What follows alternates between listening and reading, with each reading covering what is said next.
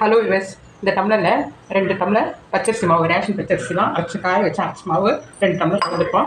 அதில் அரை ஸ்பூன் உப்பு, ஒரு அரை ஸ்பூன் கடுகு, பருப்பு,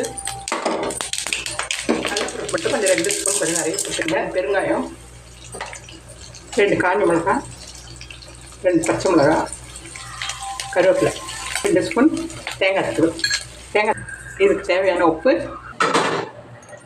இதில் 2 டம்ளர் மாவு பச்சரிசி மாவு கலந்துருக்கேன். அதுக்கு 2 டம்ளர் தண்ணி கொஞ்சம் கொஞ்சமாக ஊற்றி இந்த மாதிரி மிக்ஸ் பண்ணி வச்சுருக்கேன். இது உடனே பிடிக்க முடியாது. ஒரு 2 நிமிஷம் இந்த மாவை அரைச்சி சாஃப்டாக இருப்பாங்க. இட்லி தட்டில் எண்ணெய் தடவி எல்லாம் உருட்டி வச்சிட்டோம். இட்லி பண்ணியில் 2 டம்ளர் தண்ணி வச்சு தண்ணி நல்லா கொதிக்க விடுங்க. கொதிக்க விட்டு தட்டை வச்சு ஒரு 10 நிமிஷம் வேக விட்டு ஹெல்த்தியான ஈவினிங் ஸ்நாக்ஸு டீ கூட சாப்பிட்றதுக்கு ரெடி ஆகிடுச்சு. தேங்க்யூ.